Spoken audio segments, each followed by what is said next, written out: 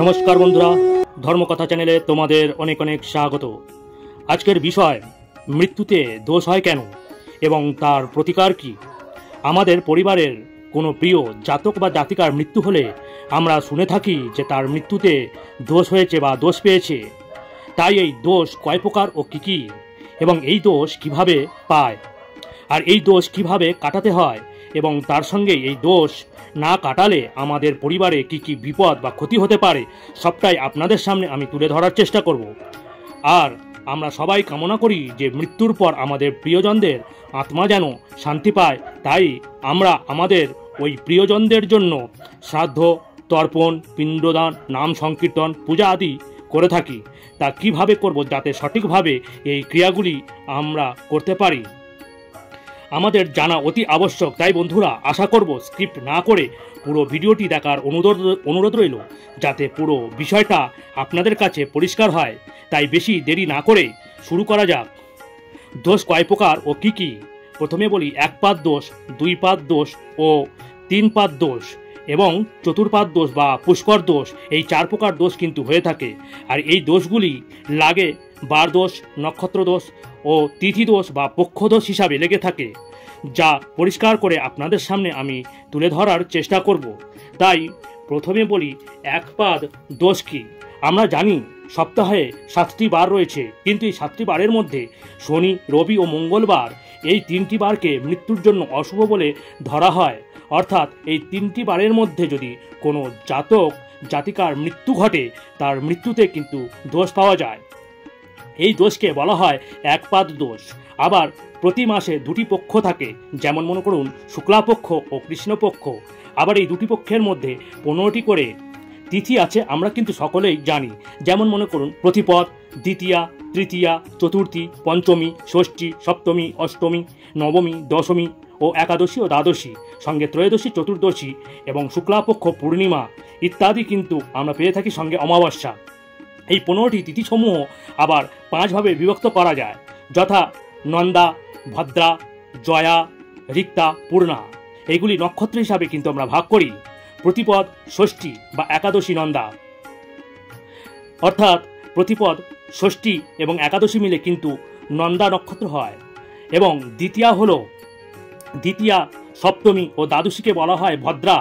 তৃতীয়া, অষ্টমী, ত্রয়োদশী হলো জয়া। চতুর্থী, নবমী ও চতুর্দশীকে রিক্তা। পঞ্চমী, দশমী, অমাবস্যা, পূর্ণিমাকে পূর্ণা বলা হয়। এই 15টি তিথির মধ্যে দ্বিতীয়া, সপ্তমী ও দ্বাদশী তিথি অর্থাৎ ভদ্রা নক্ষত্র মৃত্যুর জন্য অশুভ। এই তিথি যদি কোনো জাতক বা জাতিকার মৃত্যু হয়, সেই মৃত্যুতে একপাদ দোষ পেয়ে থাকে, অর্থাৎ পরিবারের জন্য এবং তিথির জন্য একপাদ দোষ পায়। অন্যভাবে বললে বারের মান 1 এবং তিথির মানও 1। এইভাবে আমার নক্ষত্রের সংখ্যা হলো মোট 27টি নক্ষত্রের মান ধরা হয়। 27টি নক্ষত্রের মধ্যে কৃত্তিকা, পুনর্বসু, উত্তর ফাল্গুনী, বিশাখা, উত্তরাষা ও পূর্ব ভাদ্রপক্ষ নক্ষত্রকে মৃত্যুর জন্য অশুভ বলে মনে করা হয়। এই নক্ষত্র সময়ের মধ্যে কোনো একটি নক্ষত্র সময় যদি কোনো জাতক বা জাতিকার মৃত্যু হয়, সে দ্বিপাদ দোষ কিন্তু প্রাপ্ত হয়ে থাকে। এবার আসি, কারোর মৃত্যু যদি এই 3টি বারের মধ্যে কোনো একটি বারে হয়, তবে সে একপাদ দোষ পাবে, বা ওই তিথিগুলির মধ্যে কোনো একটি তিথিতে মৃত্যু হলে তবে সেও একপাদ দোষ পাবে। কিন্তু দেখা গেল কারোর মৃত্যু এই 3টি বারের মধ্যে যে কোনো একটি বারে হয়েছে, আবার সেদিনও ওই তিথিগুলির মধ্যে যে কোনো একটি তিথি ছিল, তবে বার দোষ বা তিথি দোষ মিলে সে দ্বিপাদ দোষ পাবে। ধরা যাক কারণ মৃত্যু হয়েছে মঙ্গলবার, আর সেদিন দ্বিতীয়া, সপ্তমী বা দ্বাদশী তিথি ছিল, বার অর্থাৎ তিথি মিলে সে কিন্তু পেল দ্বিপাদ দোষ। আবার দেখা গেল কেউ তিথি দোষ পেল না, বা কেউ তিথি দোষ পেল, বার দোষ পেল না। আবার তার নক্ষত্র দোষ থাকলে তাহলে তিথির 1 বা নক্ষত্রের 2 মিলে ত্রিপাদ দোষ, অর্থাৎ বার দোষ এবং নক্ষত্রের 2টি দোষ মিলে হচ্ছে ত্রিপাদ দোষ।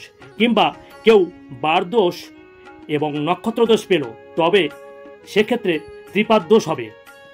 আবার কোনো জাতক জাতিকা মৃত্যুকালে যদি তিথি এবং নক্ষত্র এই 3টি দোষই যদি থাকে, তবে সে 4 পাদ দোষ পাবে। এখানে বারের 1 পাদ দোষ, তিথির এক পাদ দোষ এবং নক্ষত্রের জন্য 2 পাদ দোষ, এই মিলে হবে টোটাল আপনার 4 পাদ দোষ, অর্থাৎ যাকে বলা হয় পুষ্কর দোষ। এবং তিথি নক্ষত্র দোষ সবগুলোই যদি দোষ হয় তাহলে হবে চতুর্পাদ দোষ, যেটা আপনাদের সামনে আমি পরিষ্কার করলাম। এখন জানা যাক কোন দোষে কি ক্ষতি হয়। বার দোষে শস্য ও পুত্র নাশ হয়, তিথি দোষে গোধন নাশ বা সম্পত্তি নাশ হয়ে থাকে এবং নক্ষত্র দোষে গোত্রনাশ ঘটে। শাস্ত্রমতে একপাদ দোষ হলে বাড়ি থেকে 1 মাসের জন্য দূরে থাকতে হয়, দ্বিপাদ দোষ হলে 6 মাসের জন্য দূরে থাকতে হয় এবং ত্রিপাদ দোষ হলে 1 বছরের জন্য বাড়ি ভিটে ছেড়ে অন্যত্র থাকতে হয়। যদিও এটা সবার ক্ষেত্রে সম্ভব নয়, যদিও বৈজ্ঞানিক মতে আমরা জানি যে কোনো পরিবারের বা সদস্য প্রিয়জনের মৃত্যু হলে, বিশেষ করে মাতা পিতার মৃত্যু হলে তার মাইন্ড ফ্রেশ করার জন্য আমরা তাদের অন্যত্র ঘুরতে যাওয়ার কথা বলি, কিন্তু এখানে কিন্তু আমাদের শাস্ত্রমতে কিন্তু এই দোষগুলোর জন্য এইভাবে কিন্তু বাড়ি ছাড়ার কথা বলা হয়েছে। একটি অন্য বিধানও রয়েছে, কিন্তু কারোর পুষ্কর দোষ হলে সেই ভিটায় একটি গাছও কিন্তু জীবিত থাকে না, শাস্ত্রে বলা হয়েছে। এমনকি সেই ভিটায় 2 বছরের মধ্যে আরও 3 জনের মৃত্যু ঘটতে পারে। তবে মৃত্যুতে পুষ্কর দোষ দেখা দিলেই যে ক্ষতিকর হবে এমনটি কিন্তু নয়। এক্ষেত্রে একটি বিশেষ হিসাবে বা অঙ্ক রয়েছে, সেটি থাকলে বোঝা যাবে সে মৃত্যুকালে প্রাপ্ত দোষ আদৌ ক্ষতিকর কিনা। এখন জেনে নেব সেই অঙ্কটি। আমাদের সপ্তাহে মোট 7টি বার রয়েছে। এই 7টি বারের মধ্যে রবিবারকে 1 এবং সোমবারকে 2 এবং মঙ্গলবারকে 3, এইভাবে কিন্তু প্রত্যেকটি বারের জন্য পরপর একটি করে মান আমরা বসাতে পারি। এবার যেই বারে মৃত্যু ঘটেছে সেই বারের সঙ্গে 35 যোগ করতে হবে। ধরা যাক কারোর মৃত্যু ঘটেছে সোমবার, সেই হিসেবে সোমবারের মান হলো 2 এবং সঙ্গে 35 যোগ করলে হবে 37। একেবার 3 দ্বারা ভাগ করতে হবে, আর ভাগশেষ যদি 1 হয় তাহলে সেই পুষ্কর দোষ হবে স্বর্গগামী, এবং ভাগশেষ যদি 2 হয় তাহলে দোষ হবে পাতালগামী, এবং ভাগশেষ যদি 0 হয় তবে সেই দোষ হবে মর্তগামী। স্বর্গগামী পুষ্কর দ্বারা কোনো ক্ষতি হয় না, পাতালগামী পুষ্কর দোষ দ্বারা সামান্য ক্ষতি হয়, কিন্তু মর্তগামী পুষ্কর দ্বারা ব্যাপক ক্ষয়ক্ষতির কিন্তু একটা সম্ভাবনা থাকে। আবার এই স্বর্গগামী বা ঊর্ধ্বগামী দোষ কিন্তু মানুষ লাভবানও হয়ে থাকে। এক্ষেত্রে এই দোষ 3 গুণ ভালো ফল দেয়। এবার বলি কিভাবে দোষ কাটাতে হয়। 1 পাদ দ্বিপাদ দোষে গয়াতে গিয়ে পিণ্ডদান করলেই কিন্তু এই দোষ কিন্তু কেটে যায়। পুষ্কর দোষের ক্ষেত্রে রাজস্থানের আজমির পুষ্করে ব্রহ্মার মন্দির গিয়ে পিণ্ডদান করলে এই দোষ কিন্তু কেটে যায়। আমরা জানি ব্রহ্মার কিন্তু কোনো মন্দির হয় না, একমাত্র এই পুষ্কর রাজস্থানে যেখানে একমাত্র ব্রহ্মার মন্দির পাওয়া যায়, তাই এই পুষ্করে গিয়ে ব্রহ্মার মন্দিরে যদি আপনারা পুজো দিতে পারেন তাহলে এই পুষ্কর কিন্তু দোষ কেটে যায়। পৌরাণিক কাহিনী অনুসারে একবার ব্রহ্মা হাতে পদ্ম নিয়ে যজ্ঞের স্থান নির্বাচনের জন্য বেরিয়েছিলেন এবং তার হাতের পদ্মটি যে স্থানে পড়ে যায় সেখানে বসেই তিনি তপস্যা শুরু করেন এবং সেই থেকে ওই জায়গাটির নাম হয় পুষ্কর। যাই হোক, যদি নিজ ভিটাতে এই দোষ কাটাতে হয় তবে বিষ্ণু পূজা, শিব পূজা, দুর্গা পূজা, চণ্ডীপাঠ, চণ্ডী পূজা এবং নারায়ণের পূজা, নারায়ণের জপ, সেই সঙ্গে গীতা পাঠ এবং দুর্গার মন্ত্রের জপ ইত্যাদি দ্বারা আপনারা পুজো করতে পারেন এবং 1 পাদ দোষের জন্য বাড়িতে শান্তি সত্যায়নের ব্যবস্থা করতে পারেন। বিষ্ণু ও মধুসূদনের জন্য পূজা করতে হবে, দুর্গার নাম জপ করতে হবে এবং অনেকে আবার গঙ্গা মাটি দ্বারা পার্থিব শিব নির্মাণ করে সেটিও অনেকে পূজা পাঠ করে থাকেন। দ্বিপাদ দোষের ক্ষেত্রে পঞ্চাঙ্গ সত্যায়ন করতে হবে এবং এঁটেল মাটি বা গঙ্গা মাটি দিয়ে পার্থিব শিবলিঙ্গ নির্মাণ করে 100 পূজা করতে পারেন এবং সেই সঙ্গে 108টি তুলসী পাতা দিয়ে বিষ্ণু বা মধুসূদনের পূজা করতে পারেন। আর সেই সঙ্গে বলবো 1008 বার দুর্গা মন্ত্রের জপ ও তার পূজা কিন্তু আপনারা করতে পারেন। ত্রিপাদ দোষের ক্ষেত্রে দুর্বার উপর সাদা সুতো পেঁচিয়ে 3টি পুতুল তৈরি করে তার মধ্যে প্রাণ প্রতিষ্ঠা করবেন এবং তার পূজা অর্চনা করতে হবে এবং তার নদীর ধারে বা পুকুরের ধারে পুঁতে দিতে হবে। পিতৃপুরুষের জন্য তর্পণ করতে হবে এবং তাদের উদ্দেশ্যে খাদ্য নিবেদন করতে হবে, যা আমরা কিন্তু অনেকেই করে থাকি। এছাড়া মধুসূদনের পূজা, চণ্ডীপাঠ করতে হবে এবং 12টি পার্থিব শিবলিঙ্গ অনেকেই পূজা করে থাকেন। যদি নাও পারেন এই ক্রিয়াগুলো আপনারা কিন্তু করতে পারেন। তবে মৃত্যুতে কেউ দোষ পেয়েছে কিনা এবং দোষ পেলেও তা কতটুকু দোষ পেয়েছে, কিভাবে সেই দোষ খণ্ডন করা যাবে তা একজন পুরোহিত কিন্তু ভালোভাবে বলতে পারে।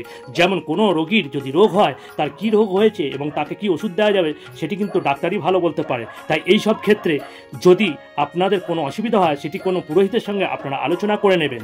তবে এটি মনে করা হয় যে মানুষ সৎভাবে জীবনযাপন করে মৃত্যুতে কখনো দোষ পাওয়া যায় না। তাই সর্বদা চিন্তা করুন, সৎভাবে চলুন, সৎভাবে জীবনযাপন করুন। ঈশ্বরের নাম করে আমাদের চলা উচিত, যাতে আমরা সৎভাবে জীবনযাপন করি। ঈশ্বরের নাম করে আমরা জীবনযাপন করলে আমাদের এই ধরনের কোনো অশুভ শক্তি বা এই দোষ কিন্তু আমাদের লেগে থাকে না। তাই সামনে মহালয়া, তর্পণ অবশ্যই করবেন, তর্পণে যাবেন, পিতৃপুরুষকে জল দেওয়ার চেষ্টা করবেন। এবং বলে রাখি, এই পরবর্তী ভিডিওতে আমি তর্পণ নিয়ে আপনাদের সামনে আমি তুলে ধরার চেষ্টা করব বিশদভাবে। সেটি কীভাবে করবেন, কীভাবে করলে আপনার তর্পণ আপনাদের ভালো হবে, পিতৃপুরুষ শান্তি কামনা করবেন, সব কিছুই আপনাদের সামনে পরিষ্কার করে তুলে ধরার চেষ্টা করব। আর আজকের ভিডিওটা যদি ভালো লাগে অবশ্যই একটি লাইক করবেন, সঙ্গে যারা সাবস্ক্রাইব করেননি অবশ্যই আশা রাখবো তারা সাবস্ক্রাইব করবেন, এবং যারা সাবস্ক্রাইব করেছেন তাদের অসংখ্য অসংখ্য ধন্যবাদ। এবং প্রিয়জনরা যাদের এই বিষয়ে জানতে পারে তাদের অবশ্যই শেয়ার করবেন, এইটুখানি আশা রাখি।